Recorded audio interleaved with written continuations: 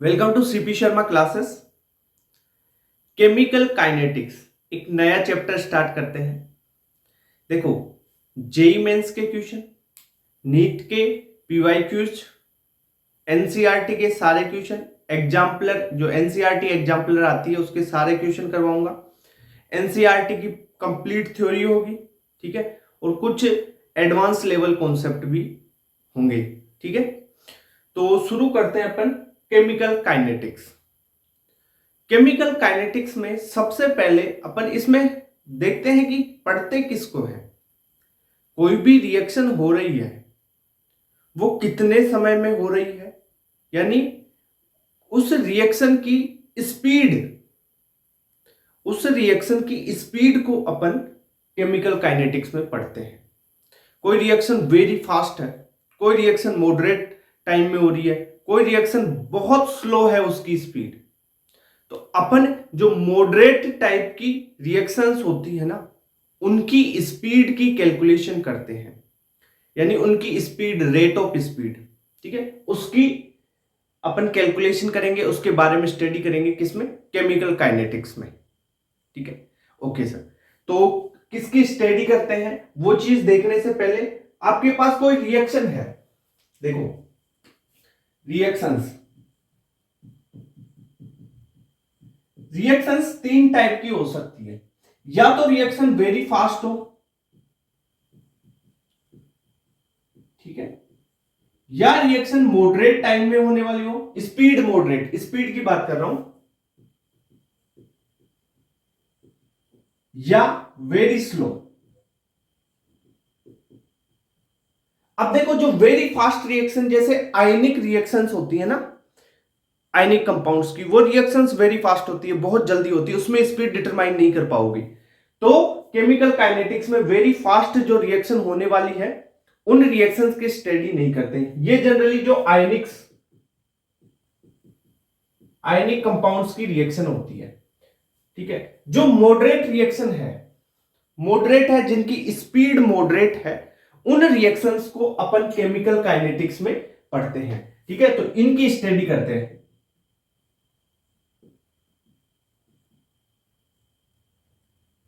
Study in chemical kinetics. और sir very slow, बहुत धीरे धीरे होने वाली रिएक्शन, भाई उनकी भी स्टडी नहीं कर सकते। जैसे रस्टिंग ऑफ आयरन, भाई कोई किसी लोहे पे जंग लग रही है, अब तुम कितने साल तक, कितने दिनों तक बैठे रहोगे उस एक रिएक्शन को देखने के लिए? वो तो सालों का प्रोसेस है, ठीक है। तो अपन जो वेरी स्लो रिएक्शंस होती है ना, उनकी भी स्टडी नहीं करते। किसमें? केमिकल काइनेटिक्स में। जो मॉडरेट स्पीड वाली रिएक्शंस है उनकी स्टडी करते हैं। ज्यादा स्पीड वाली, जिनकी हाई फाई स्पीड है, वेरी फास्ट स्पीड है, उनकी भी स्टडी नहीं करेंगे। जो वेरी स्लो है उनकी भी स्टडी नहीं करेंगे। वेरी स्लो में जैसे रस्टिंग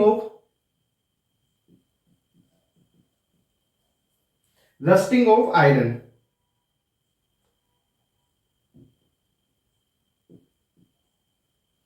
पूरा लिख देता हूं, रस्टिंग ऑफ आयरन, अरे लोहे पे जंग लगना।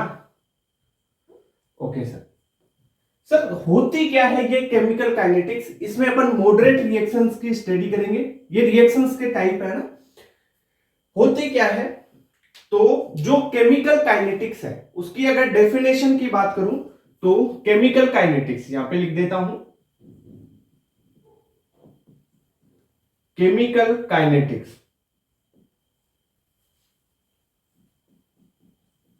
Chemical kinetics deals with speed of reaction, speed of reaction, किसी भी रिएक्शन की स्पीड और उस रिएक्शन की स्पीड को इफेक्ट करने वाले जो फैक्टर्स हैं उनको भी स्टडी की जाती है, ठीक है। तो speed of reaction and factor affecting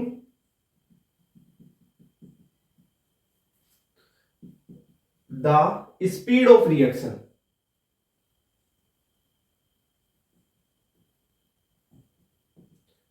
ठीक है। तो केमिकल काइनेटिक्स किसके साथ डील करेगी? किसी भी रिएक्शन की स्पीड बताएगी अपने को, और उस स्पीड को कौन कौन से फैक्टर्स अफेक्ट कर रहे हैं उनकी स्टडी या उनके बारे में डील करती है। कौन? Chemical kinetics. अब केमिकल काइनेटिक्स में अपन पढ़ेंगे कि किसी रिएक्शन की रेट, अब स्पीड देखेंगे तो रेट से देखेंगे ना, तो कैसे लिखते हैं किसी भी रिएक्शन की स्पीड, रेट, उसके बारे में देखो पहला पॉइंट आता है आपका। ये तो कुछ बेसिक इंट्रोडक्शन है। और एक चीज और बता दूं, जैसे केमिकल काइनेटिक्स है, इसके डेली यूजेज बहुत ज्यादा है। ठीक है, जैसे कोई भी मेडिसिन लेते हो आप, ठीक है, वो कितने टाइम में रिएक्ट करेगी, ठीक है, ये उसका एक्सपायरी पीरियड कितने समय तक रहेगा, वो चीजें है ना।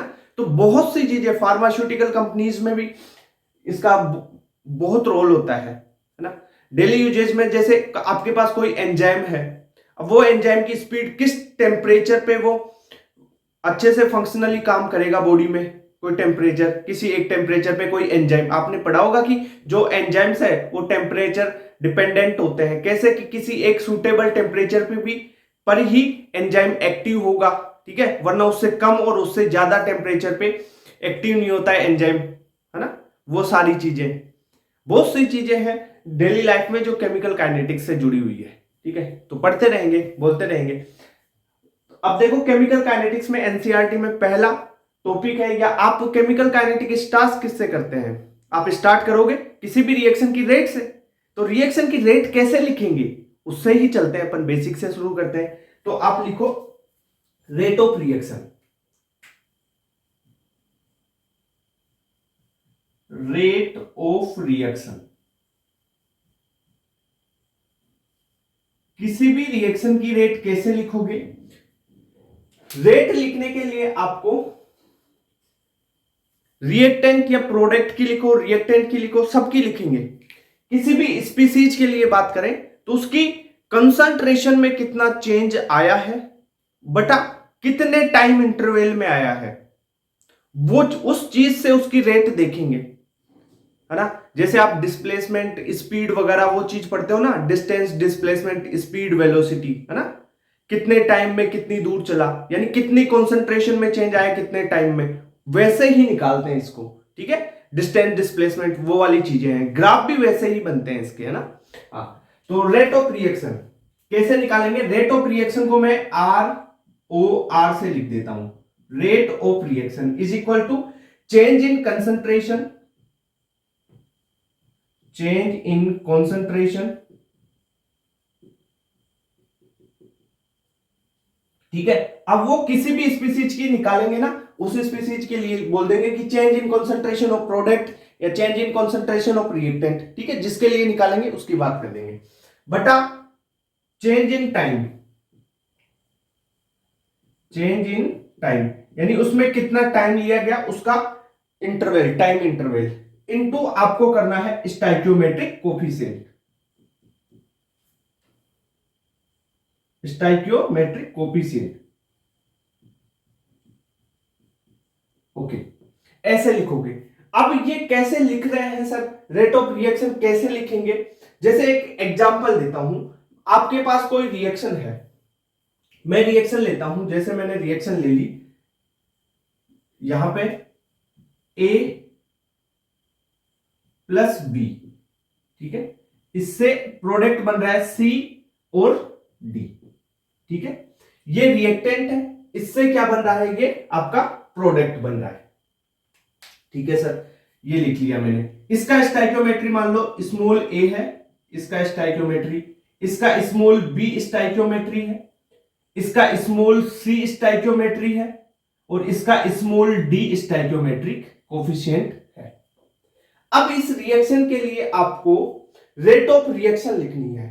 एक चीज देखो आप, यहां पे ये है आपके रिएक्टेंट, तो रिएक्शन होगी तब रिएक्टेंट खत्म होते जाएंगे ना, रिएक्टेंट कम होंगे प्रोडक्ट बढ़ेगा, यही तो होगा भाई, ये दोनों रिएक्शन करके कम होंगे और प्रोडक्ट बना देंगे, तो रिएक्शन कर रहे हैं तब ये तो क्या होगा, घटेगा भाई, रिएक्टेंट तो घटेगा और प्रोडक्ट बढ़ेगा, ठीक है। स्पीड कभी भी नेगेटिव हो नहीं सकती, ठीक है, स्पीड नेगेटिव नहीं हो सकती, इसलिए अगर रेट ऑफ रिएक्शन लिखेंगे अपन, रेट ऑफ रिएक्शन लिखेंगे तो रिएक्टेंट कम हो रहे हैं, कॉन्सेंट्रेशन रिएक्टेंट की कम हो रही है, इसलिए इनके लिए माइनस लगाएंगे और प्रोडक्ट की बढ़ रही है वहां पे प्लस लगा देना है। ठीक है, ये चीज समझे। अब लिख देते हैं अपन, देखो रेट ऑफ रिएक्शन कैसे लिखोगे, इसके लिए लिखते हैं रेट ऑफ रिएक्शन कैसे लिखोगे, ए के लिए लिखो, कैसे लिखोगे, माइनस, क्योंकि रिएक्टेंट है कम होगा, किसमें चेंज इन कॉन्सेंट्रेशन ऑफ ए की कॉन्सेंट्रेशन में चेंज कितना आया, मान लो डेल्टा ए आ गया, डेल्टा ए है ए की कॉन्सेंट्रेशन में चेंज, ठीक है, बटा कितने टाइम में, डेल्टा टी किसी मान लो डेल्टा टी टाइम में हुआ change, into stoichiometric coefficient A is equal to minus of B के लिए कैसे लिखोगे, डेल्टा बी, यानी चेंज इन बी की कॉन्सेंट्रेशन में चेंज, ऐसे लिख लो इसको, ये डेल्टा का मतलब है चेंज हो रहा है उसकी कॉन्सेंट्रेशन में, बटा आप लिखोगे delta T into B stoichiometric coefficient आ गया। ओके सर, अब इक्वल टू सी के लिए, सी क्या है, प्रोडक्ट बन रहा है तो पॉजिटिव में रहेगा, यानी change in concentration of C upon delta T into stoichiometric coefficient small C. D के लिए क्या लिख सकते हो, प्रोडक्ट है बन रहा है पॉजिटिव, डेल्टा कॉन्सेंट्रेशन में चेंज डी की में बटा delta T into small D stoichiometric coefficient. इसी फॉर्मूले से आपको लिखना सिखाया है। कोई भी रिएक्शन दे दे, कोई भी रिएक्शन दे दे, कैसी भी रिएक्शन दे दे, आपको ऐसे निकालना है, समझ गए। अब मैं इस पे 10 वो चीजें लिखूं, एक एक एग्जांपल यहां पे लिखूं, H2O2 ऐसे हो रहा है, अरे भाई H2O2 A और B है, वैसे मान ले, ठीक है, रिएक्शन करवा दे। रेट ऑफ रिएक्शन कैसे लिखोगे, चेंज इन कंसंट्रेशन बटा change in time into stoichiometric coefficient. ये चीज थोड़ी बहुत समझ में आई क्या, ठीक है।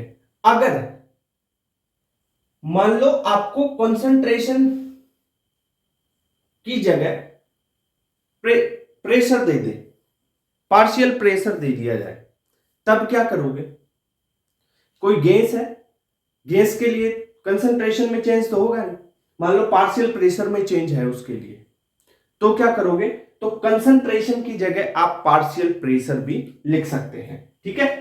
तो ये हो गया। अभी इसको एक बार मॉडिफाई करते हैं, और चीजें दोबारा और समझाता हूं, और समझा दूंगा इसको, लिखो एक बार, नोट करो, ठीक है, कर लिया बेटा दो इसको, चलो एक बार इसकी यूनिट वगैरह तो यहीं पे बता दूंगा, चलो कर लिया नोट, फिर बताता हूं, सारी एक साथ ही हो जाएगी इस चीजें, हो गया। देखो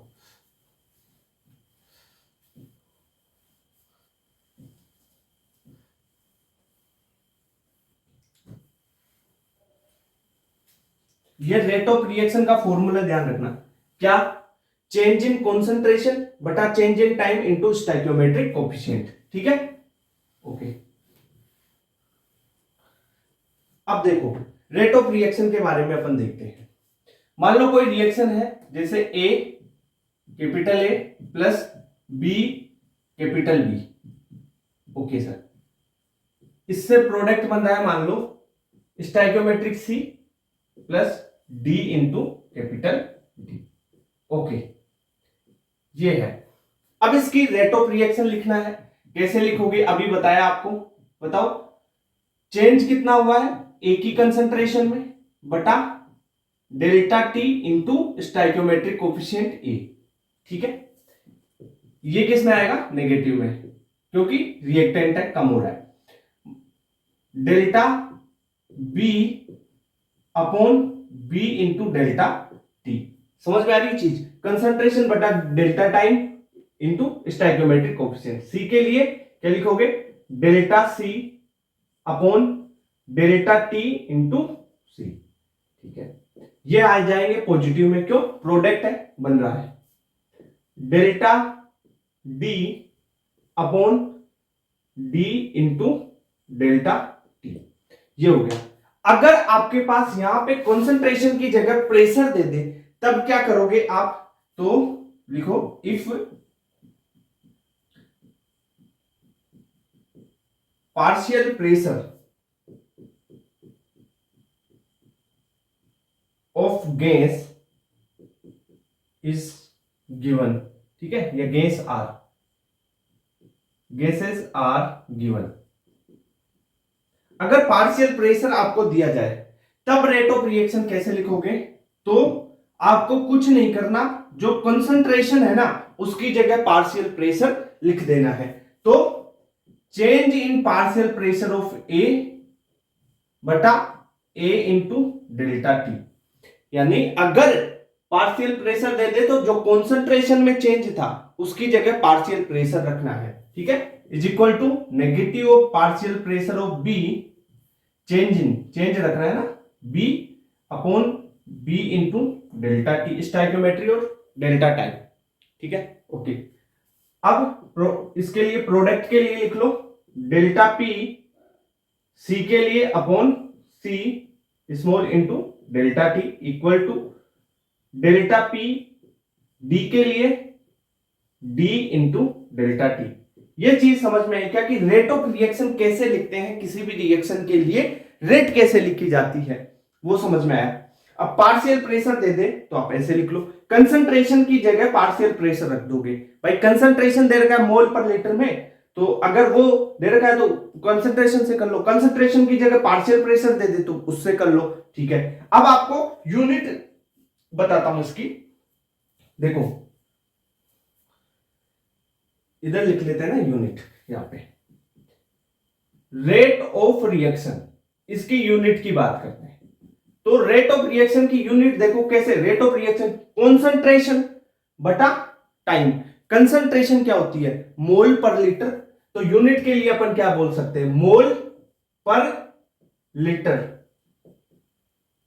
ठीक है, इनटू बटा में क्या है? समय है, डेल्टा टी है तो सेकंड लगा दो, ये हो गया, ठीक है, ये होगी एक यूनिट। दूसरी यूनिट क्या हो सकती है? अगर यहां पे पार्शियल प्रेशर दे रखा है, तो प्रेशर किस में मापोगे? एटीएम में माप लो, एटमॉस्फेरिक प्रेशर एटीएम में माप लो बटा सेकंड कर लो, क्लियर? तो ये चीज समझ में आई। अरे मोल बटा लीटर, ये क्या है? कंसंट्रेशन क्या होती है? कंसंट्रेशन होती है मोल पर लीटर, ठीक है, चीज समझ में आई थोड़ी बहुत? ओके सर, ये पूरी रिएक्शन की हो गई। अब यहां पे एक चीज मैं अभी बताऊं आपको कि जो ए और बी है ये क्या है? रिएक्टेंट, ये रिएक्शन कर रहे हैं, तो ये जो रिएक्टेंट है ये क्या होंगे? डिसअपीयर होंगे, और जो प्रोडक्ट है वो बन रहे हैं, ठीक है, तो ये क्या होंगे भाई साहब? ये अपीयर होंगे, कौन? प्रोडक्ट अपीयर होंगे। तो अगर इंडिविजुअल लिखे अपन किसी रिएक्टेंट और प्रोडक्ट की, दोनों की अलग अलग तरीके से लिखे, यानी रेट ऑफ डिसअपीयरेंस और रेट ऑफ अपीयरेंस लिखे। डिसअपीयरेंस मतलब खत्म हो रहे हैं, कौन? रिएक्टेंट। अपीयरेंस मतलब बन रहे हैं, कौन? प्रोडक्ट्स, ठीक है। तो इसके लिए लिखो रेट ऑफ डिसअपीयरेंस, यानी रिएक्टेंट की बात कर रहे हैं, रिएक्टेंट ही तो डिसअपीयर हो रहा है ना, तो लिखो रेट ऑफ डिसअपीयरेंस,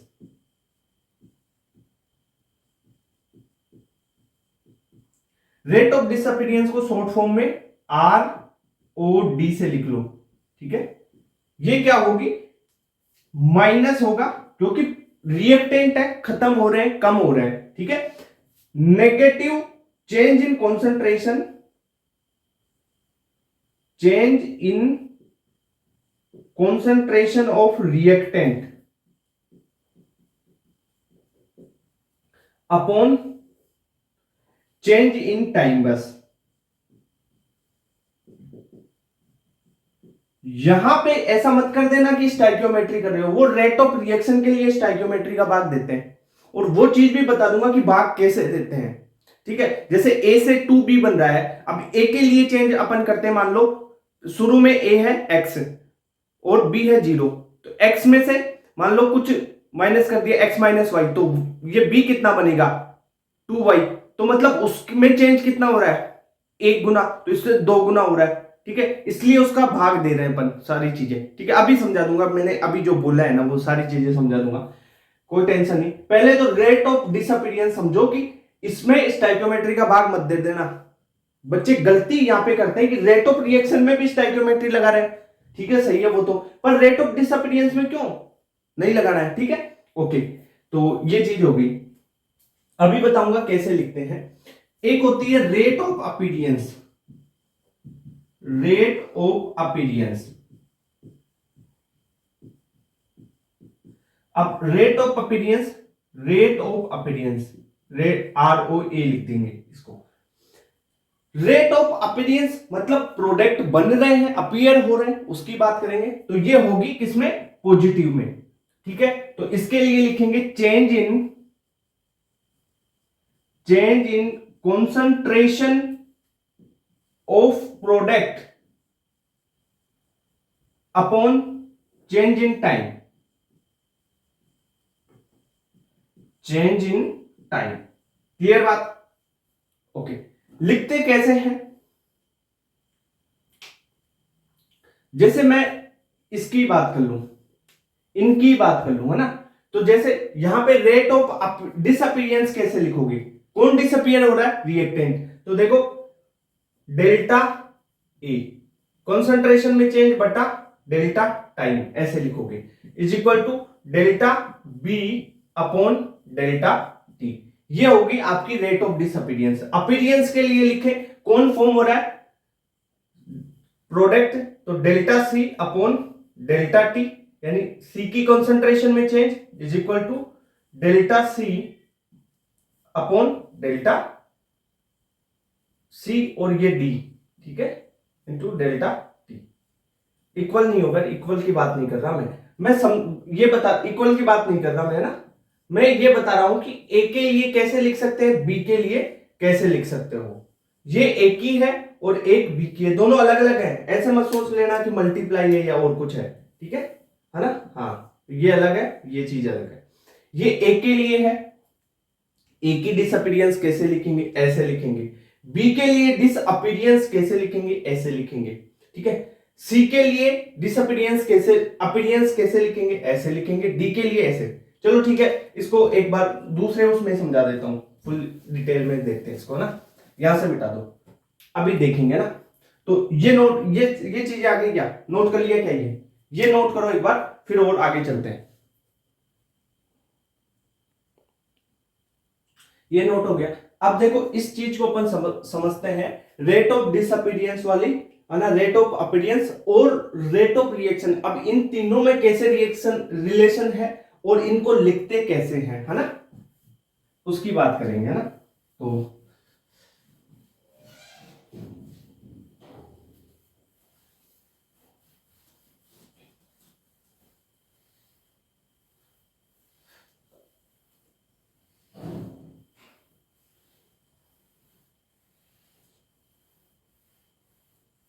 मान लो आपको कोई भी रिएक्शन दे दी जाए, है ना, मान लो यही रिएक्शन ले लिया अपन ने। इसी रिएक्शन में आप बताओ rate of reaction, rate of disappearance, rate of appearance में रिलेशन कैसे निकालेंगे। कि सर कई बार क्वेश्चन आ जाता है कि रेट ऑफ रिएक्शन दे रखी है, अब रेट ऑफ डिसअपीयरेंस निकालो, या रेट ऑफ अपीयरेंस दे रखी है, रेट ऑफ डिसअपीयरेंस या रेट ऑफ रिएक्शन निकालो, कैसे निकालोगे उसकी बात करते हैं।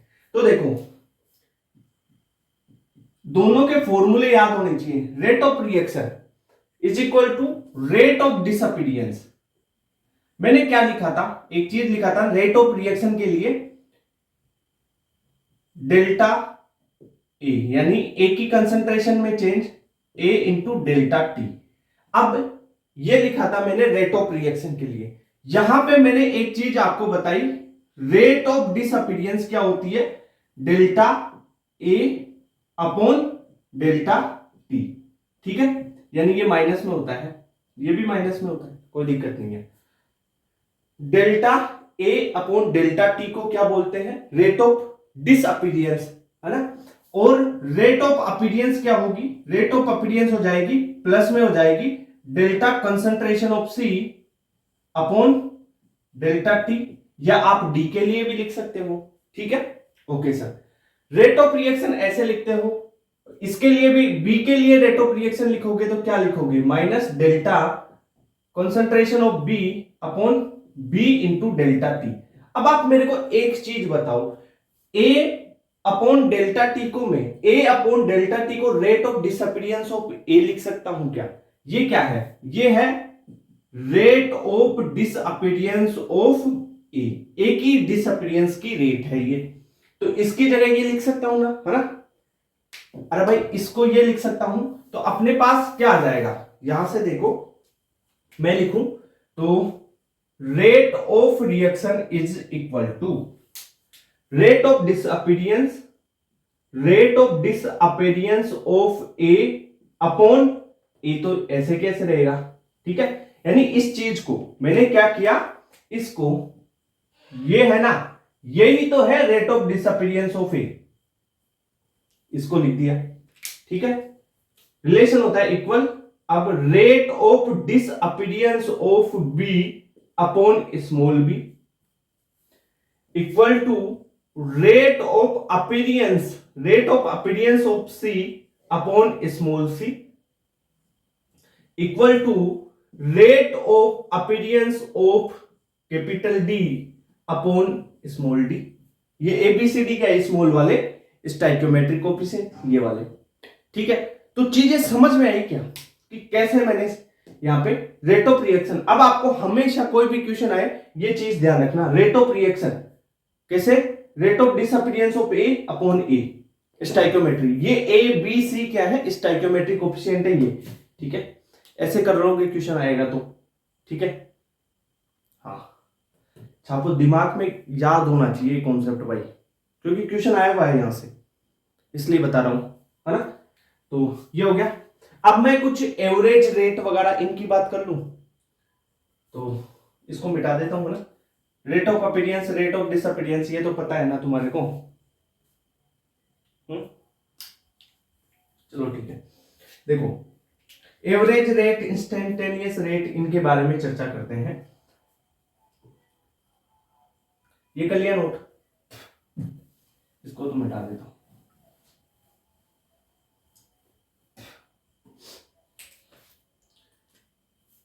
एवरेज रेट की बात करता हूं, average rate of reaction, average ROR, ठीक है। एवरेज आप किसी भी लार्ज टाइम इंटरवल में कैलकुलेट करते हो, आपने फिजिक्स में पढ़ा होगा एवरेज वेलोसिटी, इंस्टेंटेनियस वेलोसिटी, ठीक है, एवरेज एक्सेलरेशन, इंस्टेंटेनियस एक्सेलरेशन, ठीक है ना, ये चीजें पढ़ी होगी ना, वही है, सेम टू सेम वही है। अगर लार्ज टाइम इंटरवल में कैलकुलेट कर रहे हो, ठीक है, तो आप उसे बोलेंगे एवरेज, और इंस्टेंटेनियस यानी उसी समय उसी क्षण पे, उसको इंस्टेंटेनियस बोलते हैं, उसी इंस्टेंट पे, यानी एक सेकंड पे काम करना है, ठीक है। जैसे आप एक तो एवरेज निकालते हो, जैसे 2 सेकंड से 4 सेकंड के बीच में, और एक मान लो काम हो रहा है आपका 3rd सेकंड में, तो 3rd सेकंड में 30 सेकंड पे, और एक आप 2 से 4 के बीच का एवरेज निकाल के निकालो, तो एवरेज तो लार्ज टाइम इंटरवल में हो गया, है ना। और इंस्टेंटेनियस उसी इंस्टेंट पे। जैसे मैं एक बात बताऊं, जैसे ग्राफ वगैरह, इससे भी आप इसको सीख सकते हैं। जैसे मैंने बात की, अब मेरे को मान लो ये कंसंट्रेशन का वो है, मेरे को इस पॉइंट पे, ये पॉइंट ए बनाया, उस पे एक आपको रेट निकालनी है, मान लो रेट का है, रेट निकालनी है, तो ए पे अगर इसी इंस्टेंट पे रेट निकालूं तो वो होगी इंस्टेंटेनियस इसी पॉइंट पे। अगर मैं इसका एवरेज ले लूं, एवरेज लेके निकालूं, ठीक है, इसका एवरेज लेके निकालूं, यहां से लेके यहां तक का लेके, और फिर एवरेज लूं ये y बटा x करके, है ना, तो वो क्या हो जाएगा, वो तो हो जाएगी एवरेज, और उसी इंस्टेंट पे वो निकालूं तो वो हो जाएगी इंस्टेंटेनियस, यानी लार्ज टाइम इंटरवल में तो एवरेज होगी, और उसी इंस्टेंट पे निकालूं छोटे टाइम इंटरवल में, छोटा सा टाइम उसी क्षण, वो होती है इंस्टेंटेनियस। अभी समझाऊंगा लिख के सारी चीजें। तो एवरेज रेट ऑफ रिएक्शन क्या होगी, व्हेन टाइम इंटरवल, यहां पे बोल सकता हूं मैं एवरेज के लिए, when time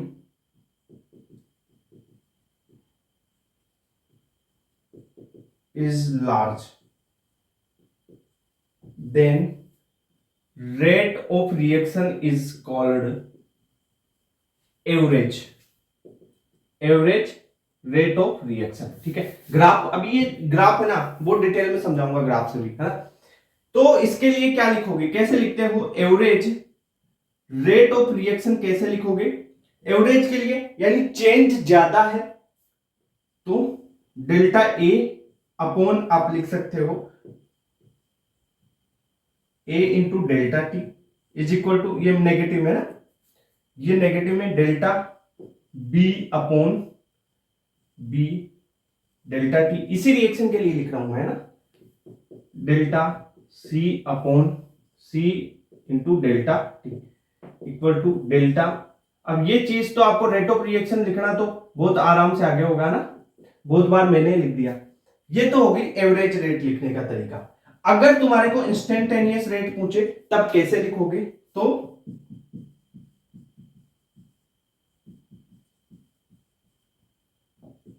instantaneous rate of reaction, ठीक है, किसी भी रिएक्शन की उसी इंस्टेंट पे, जैसे 3 सेकंड पे रेट बताओ, एक आपको पूछे कि 2 सेकंड से 4 सेकंड के बीच में रेट बताओ, वो तो होगी एवरेज। और एक पूछे कि 3 सेकंड या 3.5 सेकंड पे रेट बताओ, वो होगी इंस्टेंटेनियस। तो इसके लिए अपन बोल सकते हैं कि when time interval is quite small.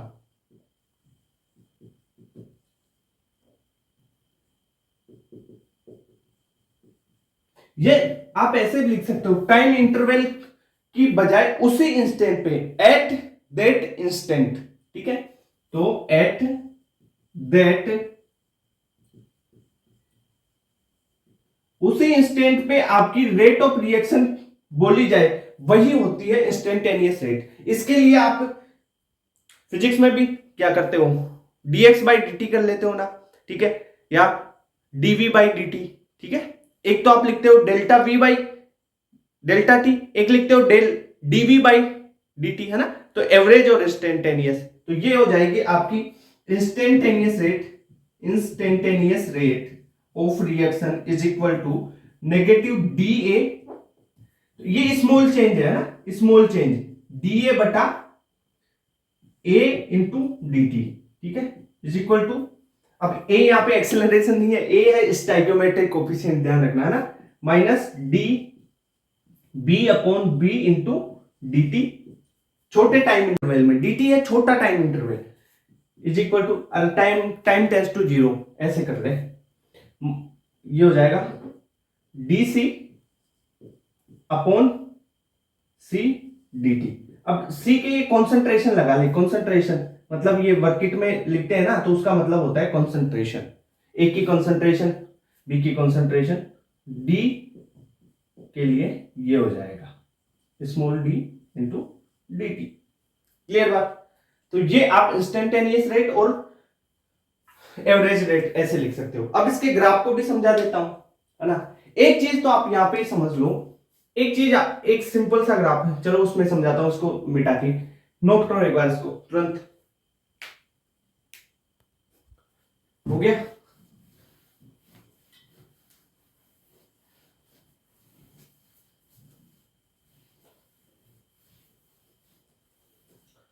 अब देखो इसका ग्राफ बता देता हूं,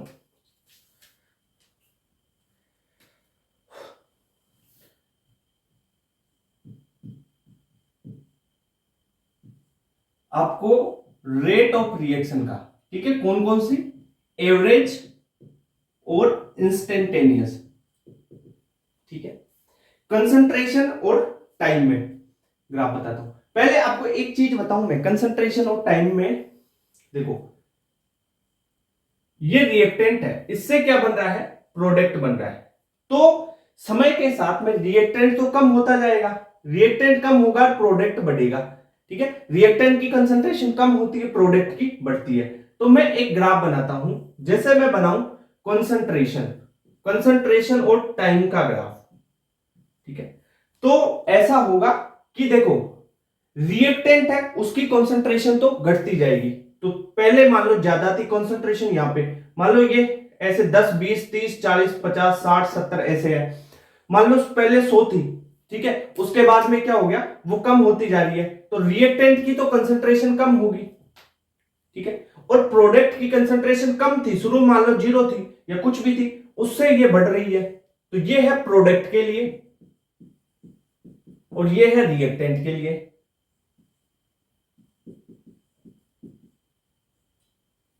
ठीक है, क्लियर बात? ओके।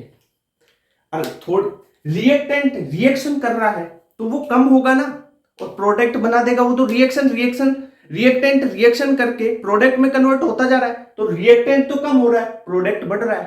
ठीक है, इक्विलिब्रियम पे बराबर हो जाए वो चीजें अलग है, वो आपको केमिकल इक्विलिब्रियम में पढ़ाई हुई ये चीजें ना। हाँ, तो एक तो ये चीज होगी। दूसरा, अब ग्राफ बताता हूं तुम्हारे को एवरेज और इंस्टेंटेनियस में। कैसे? जैसे मैं एक का बना लू, किसी रिएक्टेंट का ही बना लेता हूं, रिएक्टेंट का बना लू मैं, तो ग्राफ देखो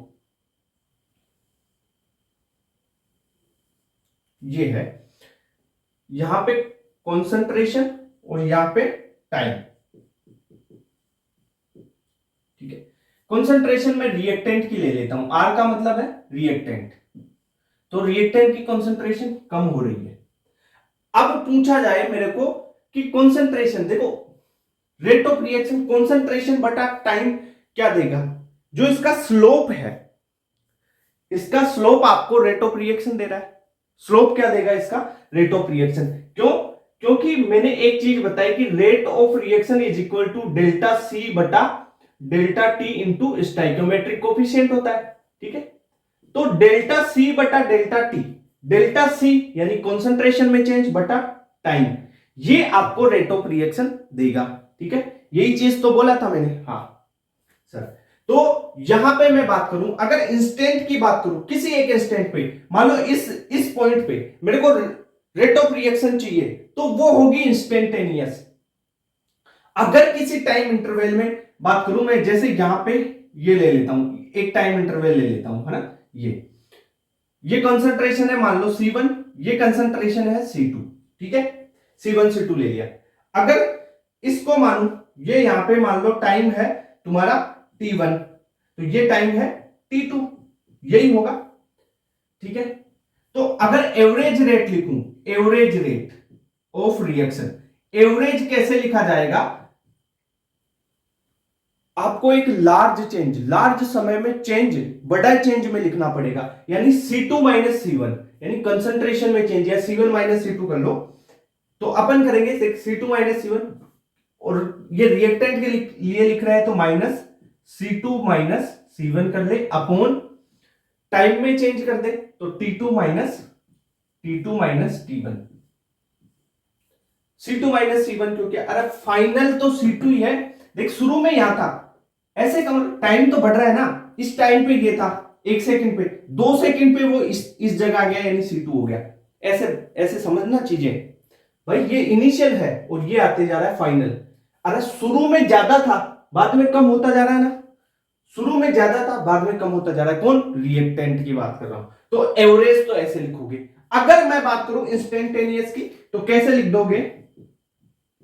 instantaneous rate of reaction, rate of reaction कैसे लिखोगे? टेन थीटा से, टेन थीटा से लिख सकते हो, यानी उसकी जो स्लोप होगी ना वो लिख दोगे।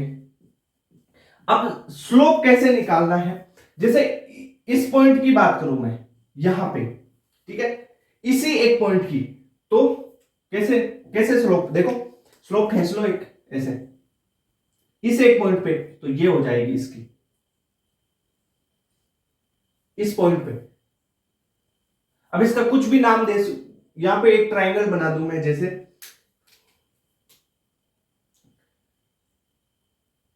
ये ट्रायंगल बना दिया मैंने, है ना, ये है तुम्हारा एबीसी के रूप में बना दूं, जैसे बी, ये ए, ये सी, है ना, तो यहां की स्लोप क्या हो जाएगी? ये स्लोप क्या हो जाएगी आपकी? बीसी अपॉन ए बी हो जाएगी स्लोप, है ना, और यही आपकी इंस्टेंटेनियस रेट हो जाएगी।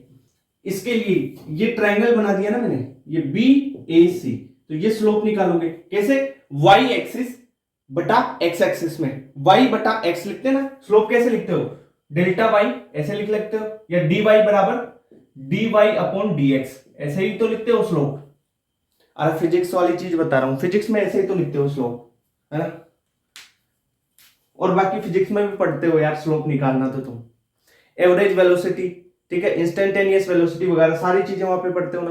हाँ, तो वही है वेलोसिटी, स्पीड ही यही है, वहां पे स्पीड पढ़ते हो ना, स्पीड पढ़ते हो ना फिजिक्स में, वही स्पीड ही है, इंस्टेंटेनियस स्पीड और एवरेज स्पीड, वही है ये चीज, है ना, क्लियर बात। तो ये हो गया। अब नोट करो, अब देखो क्वेश्चन करवाता हूं, नोट करो इसको। नेक्स्ट क्वेश्चन है, for the chemical reaction N2 plus 3H2, इससे 2NH3 फॉर्म हो रहा है, आपको रेट ऑफ रिएक्शन बतानी है। ऐसा क्वेश्चन, ये सेम टू सेम क्वेश्चन, मतलब ऑप्शंस दिए हुए थे, और नीट 2019 का क्वेश्चन है ये ना, तो नीट 2019 लिख देता हूं, है ना। इसमें रेट ऑफ रिएक्शन निकालनी है, कैसे रेट ऑफ रिएक्शन कैसे निकालते हैं, देखो rate of reaction is equal to, अब N2 है यानी change in concentration of nitrogen upon delta T into, आपको क्या लिखना है कि स्टाइकियोमेट्री कितना है, इसका तो 1 है, तो 1 को तो लिखते नहीं है, ठीक है, इज इक्वल टू, ये है किसमें, माइनस में होगा। 3H2 है, तो इसके लिए delta change in hydrogen H2, ठीक है, H2 की कॉन्सेंट्रेशन में चेंज अपॉन जितना टाइम है डेल्टा टी इनटू, नीचे क्या लिखोगे, स्टाइकियोमेट्रिक कोफिशिएंट, यहां पे स्टाइकियोमेट्रिक कोफिशिएंट कितना है, 3 है, ठीक है, हो गया क्लियर। अब देखो ये है नेगेटिव में होगा, अब प्रोडक्ट में 2NH3 बन रहा है ना, तो इक्वल टू ऐसे लिख सकते हो, इधर लिख देता हूं मैं यहां पे, equal to change in concentration of NH3 upon delta T into 2, समझ आया, स्टाइकियोमेट्री 2 है तो इस प्रकार आप रेट ऑफ रिएक्शन लिख सकते हो। वहां पे पूछा, ऑप्शंस देके पूछा था कि कौन बराबर है और कौन मतलब इनकरेक्ट है, तो आप एक इनकरेक्ट वहां पे दे रखा था, उसको आप कर सकते हो। तो ये तीनों तो रेट ऑफ रिएक्शन के इक्वल हैं, ऐसे रेट ऑफ रिएक्शन लिखते हो, ठीक है। तो ये क्वेश्चन हो गया, ठीक है। एक क्वेश्चन और देखो, जैसे क्वेश्चन है for a reaction of the, या for a reaction of the type, ये रिएक्शन की टाइप दे रखी है आपको, ए से बी, ए और बी रिएक्टेंट मिलकर प्रोडक्ट फॉर्म कर रहे हैं। इसके लिए पूछा है कि rate of disappearance of A आपको फाइंड आउट करनी है। सबसे पहले तो रिएक्शन क्या है, ए और बी मिलके, ठीक है, कोई प्रोडक्ट बना रहे हैं। अब पूछा क्या है, rate of disappearance of A, होती क्या है sir, rate of disappearance of A कैसे लिखते हैं, माइनस कंसंट्रेशन, ए की कंसंट्रेशन में चेंज अपॉन डेल्टा टी, ऐसे ही तो लिखोगे आप, क्लियर बात। अब इसके लिए, इस क्वेश्चन को सोल्व करने के लिए सबसे बेहतर उपाय क्या होता है कि रेट ऑफ रिएक्शन लिख लो सारी की। तो रेट ऑफ रिएक्शन क्या होती है, रेट ऑफ रिएक्शन लिखूं मैं इसकी, इस रिएक्शन के लिए, तो क्या होगा, डेल्टा कंसंट्रेशन में चेंज ए की में अपॉन ए नेगेटिव में into delta T is equal to, B के लिए क्या लिख सकते हो, डेल्टा बी मतलब कॉन्सेंट्रेशन बी की चेंज अपॉन उसका stoichiometric coefficient into delta T, ये भी क्या होगा, नेगेटिव में। अब यहां से एक चीज आपको समझ में आ रही होगी, पूछा क्या है, रेट ऑफ डिसअपीयरेंस ऑफ ए, तो रेट ऑफ डिसअपीयरेंस ऑफ ए क्या होता है, minus delta A upon delta T, यानी ये minus delta A upon delta T है ना, इसको मैं रेट ऑफ डिसअपीयरेंस ऑफ ए बोल सकता हूं। तो यहां पे मैं क्या लिख सकता हूं, rate of disappearance of A upon small A is equal to minus delta B upon B delta T, clear. तो यहां से आप निकाल सकते हो rate of disappearance of A is equal to, A को यहां पे भेज दो, इस ए को इधर भेज दोगे तो ए बटा बी, और वो भी माइनस में, तो delta B upon delta T, clear बात, ये चीज होगी, ओके। अब देखो इस क्वेश्चन को आप ऐसे भी कर सकते हो, इस एक दूसरे तरीके से स्टेटमेंट टाइप भी क्वेश्चन आ सकता है। इसको और किस तरीके से लिख सकते हो, इसको ये लिख सकते हो कि जो negative delta B upon delta T है, यानी minus delta B upon delta T है, ये भी क्या है, ये rate of disappearance of B है। तो इसको ऐसे भी लिख सकते हैं अपन कि rate of disappearance of A is equal to A upon B, ठीक है, rate of disappearance of B. ये ऑप्शन भी आ सकता है, इस टाइप से भी कर सकते हो ना। तो आई होप ये दोनों क्वेश्चन क्लियर हो गए होंगे। अब देखो अपन बात करते हैं लो ऑफ मास एक्शन की, फिर अपन रेट लॉ के बारे में देखेंगे, है ना। तो इन दोनों क्वेश्चन को रब कर देता हूं। लॉ ऑफ मास एक्शन देखो सिंपल सा है, आपने इक्विलिब्रियम में भी पढ़ा है ये चीज, लॉ ऑफ मास एक्शन या रेट लॉ के बारे में तो यहां पे पढ़ेंगे अपन, है ना।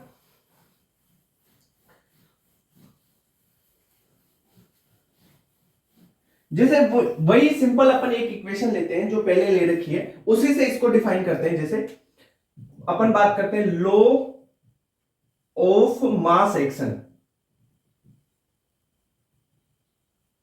ठीक है, इसे बोलते हैं LOMA, ठीक है, लॉ ऑफ मास एक्शन। जैसे मैंने एक रिएक्शन ली, रिएक्शन क्या है, A और B रिएक्टेंट है, इससे प्रोडक्ट बन रहा है C प्लस D, ठीक है। इनका स्टाइकियोमेट्रिक कोफिशिएंट ले लेता हूं, A के लिए स्मॉल a, B के लिए स्मॉल b, C के लिए स्मॉल c और D के लिए स्मॉल d। ये है इनके स्टाइकियोमेट्रिक कोफिशिएंट। तो यहां पे अगर लॉ ऑफ मास एक्शन के अनुसार अपन रेट ऑफ रिएक्शन लिखते हैं, रेट ऑफ रिएक्शन,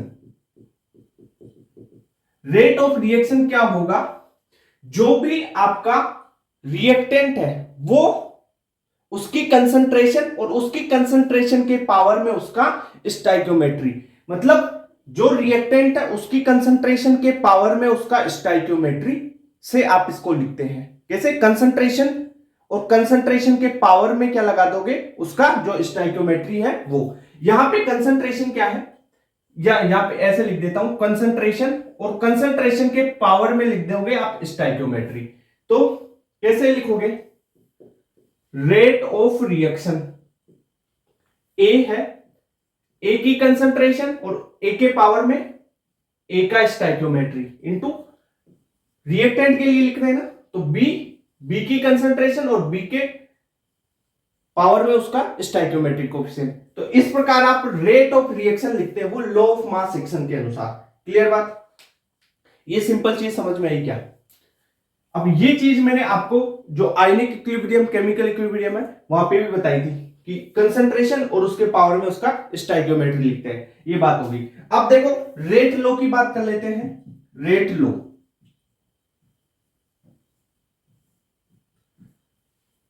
जो रेट लॉ है बेसिकली अपन इसी रिएक्शन से करते हैं, इसको इसी रिएक्शन से समझाते हैं तो समझ में जल्दी आएगा। देखते हैं, ए और बी रिएक्टेंट है, स्मॉल ए स्मॉल बी क्या है, स्टाइकियोमेट्रिक कोफिशिएंट। इससे मान लो कोई प्रोडक्ट फॉर्म होता है। जो रेट लॉ है ना, रेट लॉ एक्चुअली है क्या, बेसिकली ये एक्सपेरिमेंटल आपको डेटा देगा, एक्सपेरिमेंटल रेट ऑफ रिएक्शन का डेटा देगा आपको, ठीक है। एक्सपेरिमेंटली आप रेट ऑफ रिएक्शन जो फाइंड आउट करते हैं उसके बारे में थोड़ा डेटा देगा, ठीक है। ये तो अपन ने रिएक्शन थी उससे रेट लॉ लिख लिया, रेट ऑफ रिएक्शन लिख लिया मास एक्शन के अनुसार रेट ऑफ रिएक्शन, पर रेट लॉ में तो एक्सपेरिमेंटली डाटा से सारी चीज होगी, ठीक है। वो बताते हैं कैसे। इसके लिए अगर रेट लॉ लिखते हैं अपन, वो रेट लॉ के अनुसार रेट ऑफ रिएक्शन लिखते हैं, तो रेट लॉ के अनुसार जो रेट ऑफ रिएक्शन होगी वो क्या होगा,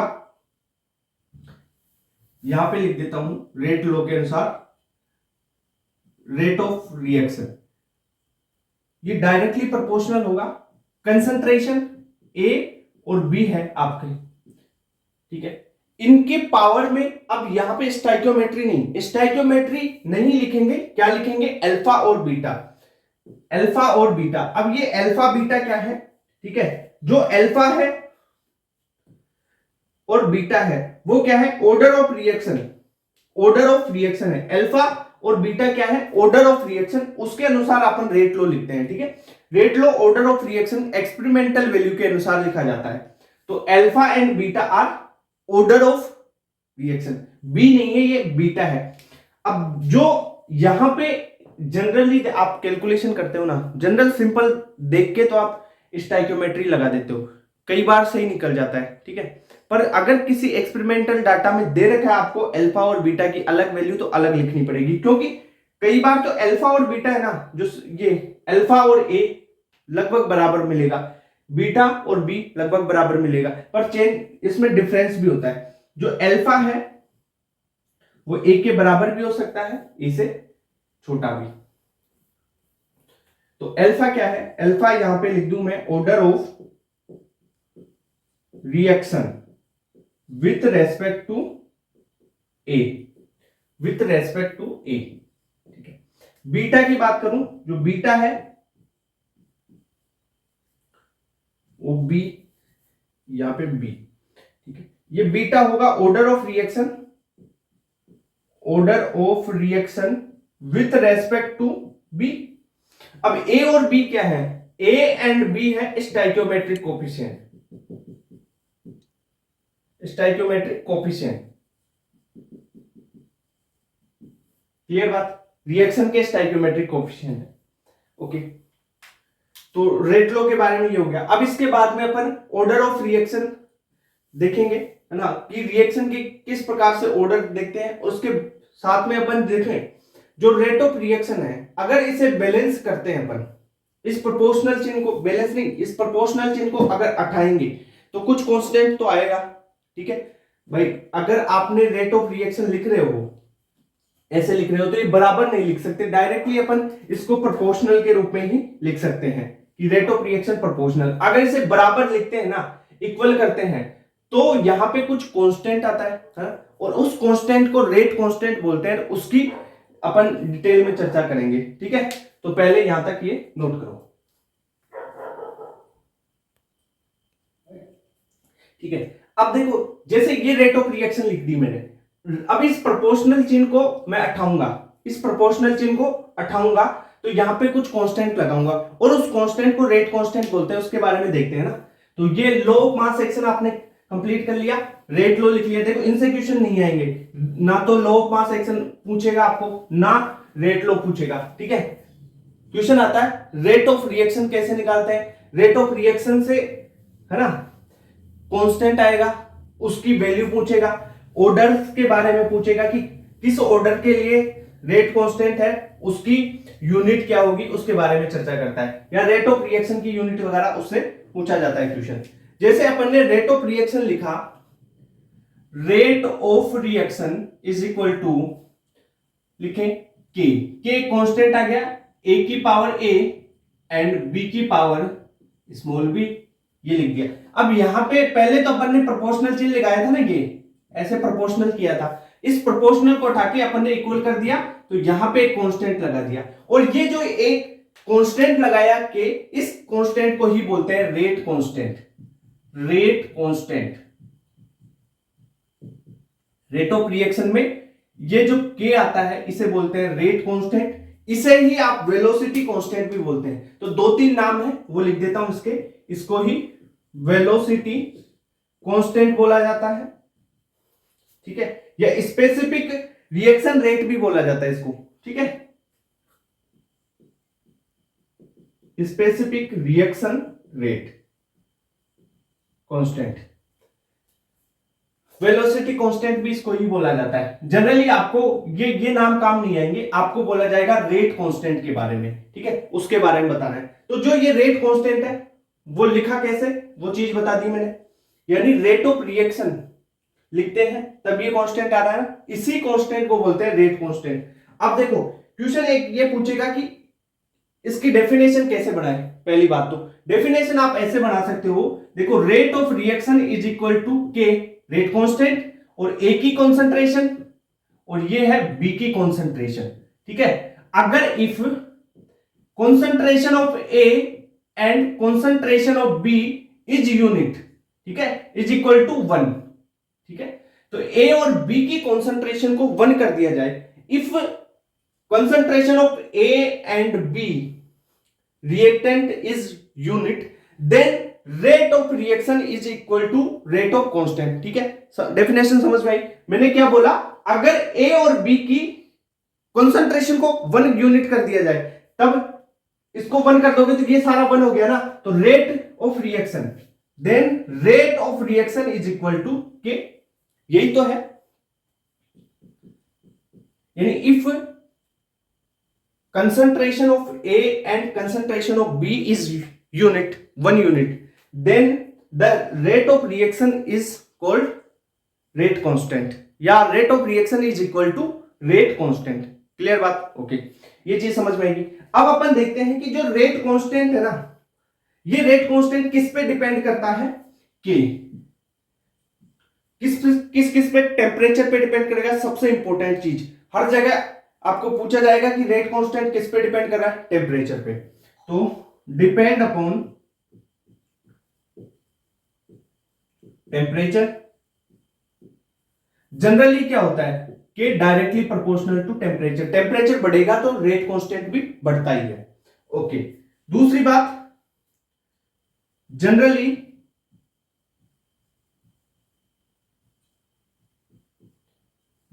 इंक्रीज विथ कैटलिस्ट आल्सो, यानी कैटलिस्ट पे भी डिपेंड कर रहा है, जनरली बात कर रहा हूं ना। और जो स्टाइकियोमेट्री है उस पे भी डिपेंड कर रहा है, ये स्टाइकियोमेट्री पे भी डिपेंड करता है। तो तीसरा किस पे डिपेंड ऑन स्टाइकियोमेट्री।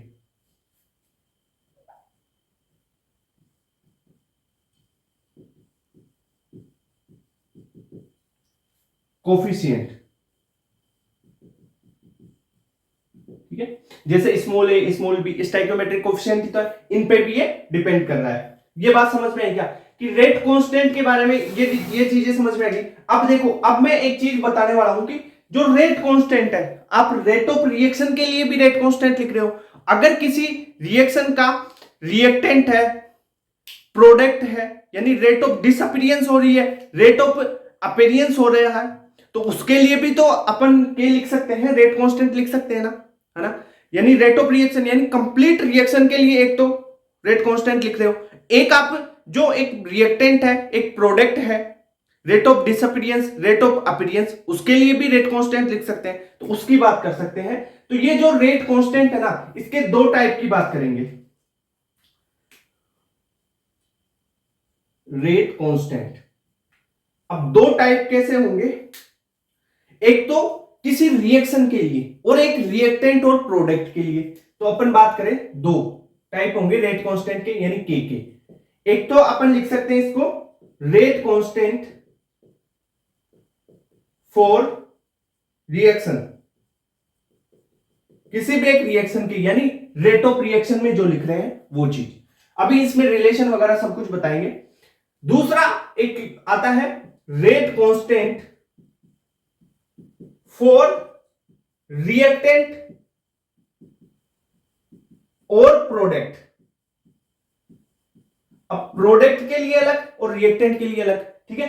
तो ये कैसे होता है उसकी बात करते हैं, ठीक है। जैसे मैंने वही रिएक्शन ले ली, एक रिएक्शन ले रहे थे ना अपन, small A capital A plus small B capital B, इससे क्या बनेगा, small C capital C plus small D capital D. ये है।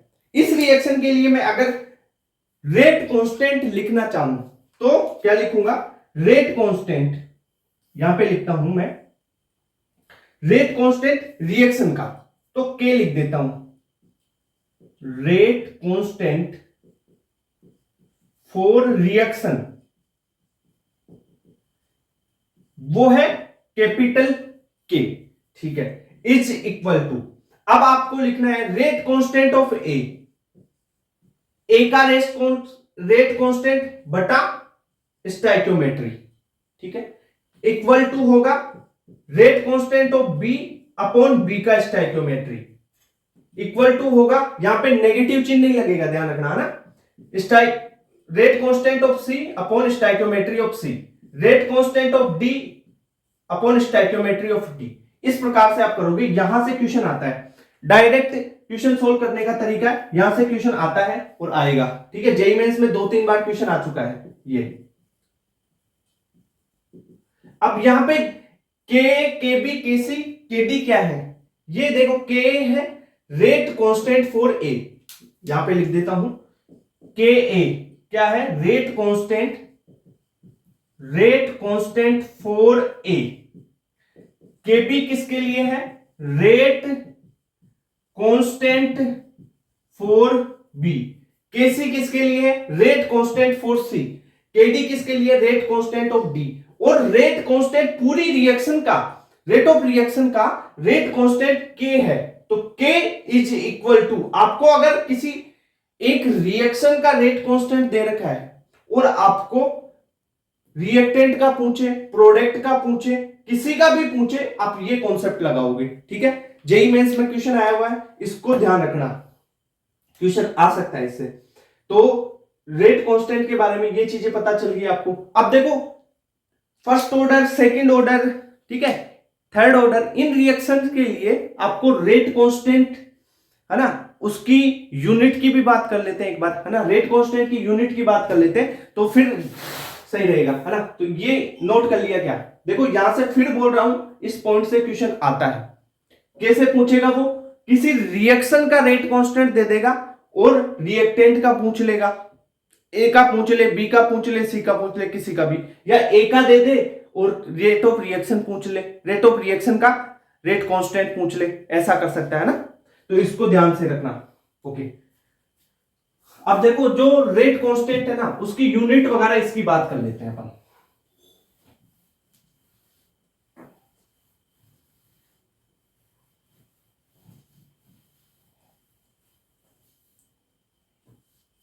देखो रेट कांस्टेंट को कैसे लिखा मैंने, रेट ऑफ रिएक्शन, और ये ए और बी क्या है, ये क्या है, कॉन्सेंट्रेशन है। ठीक है, ओके, तो जो रेट ऑफ रिएक्शन है इज इक्वल टू के इंटू कॉन्सेंट्रेशन। मान लो कोई nth ऑर्डर है, n ऑर्डर है, n की n लगा दो पावर में, है ना, ए बी सी की जगह, मतलब ऑर्डर है तो उसका nवा ऑर्डर है, ये बात कर दो। रेट ऑफ रिएक्शन की मैंने आपको यूनिट बता दी, क्या होती है, मोल।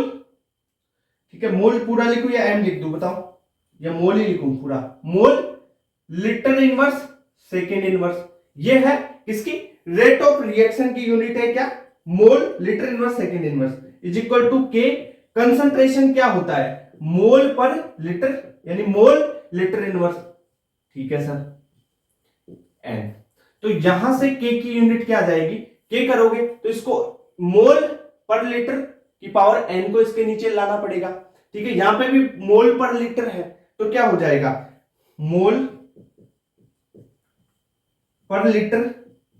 अब देखो ये इसके नीचे, यानी ये क्या हो जाएगा, मोल पर लीटर इनवर्स सेकेंड इनवर्स बटा मोल बटा लीटर, और ये पावर क्या है, एन है, तो ये क्या हो जाएगा 1 माइनस एन, क्योंकि देखो एक इसके नीचे ये जाएगा तो 1 में से घटा देंगे तो 1 माइनस एन। ठीक है, और सेकेंड इनवर्स ऐसे की ऐसे। तो ये तो हो गई के की यूनिट, के की यूनिट हो गई।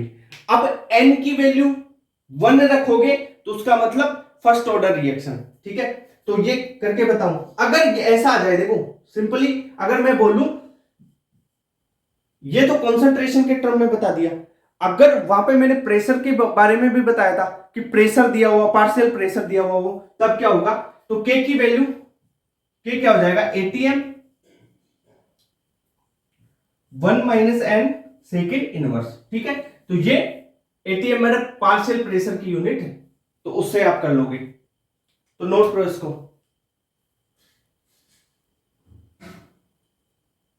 अब देखो फर्स्ट ऑर्डर, सेकंड ऑर्डर और थर्ड ऑर्डर के लिए इसकी के की वैल्यू कैसे निकालते हैं वो भी बता देता हूं। यहां पे सिंपल चीज है, हो जाएगी फटाफट, है ना।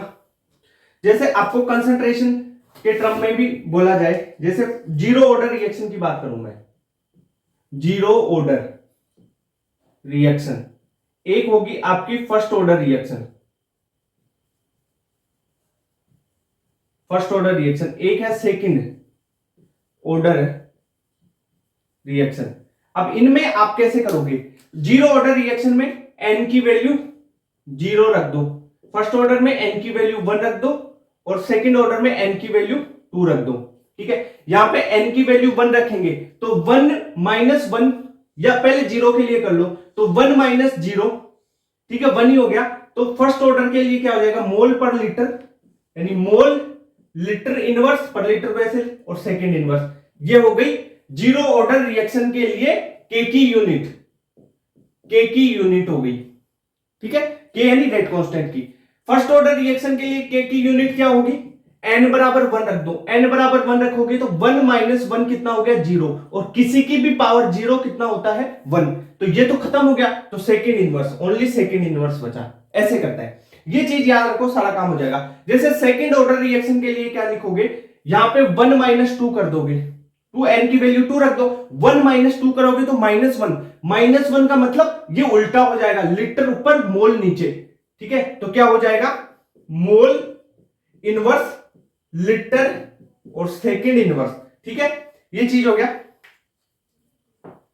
लीटर की पावर 1 लिख ले, कोई दिक्कत नहीं है, 1 मतलब पावर नहीं लिखते हैं तो लीटर को L लिख ले। ठीक है, हाँ ये बात होगी, रेट कांस्टेंट की ये चीजें होगी। अब कुछ न्यूमेरिकल्स करते हैं ना, तो इसको तो नोट करो एक बार, है ना, आप नोट कर लो इसको। अब इस पे न्यूमेरिकल करेंगे।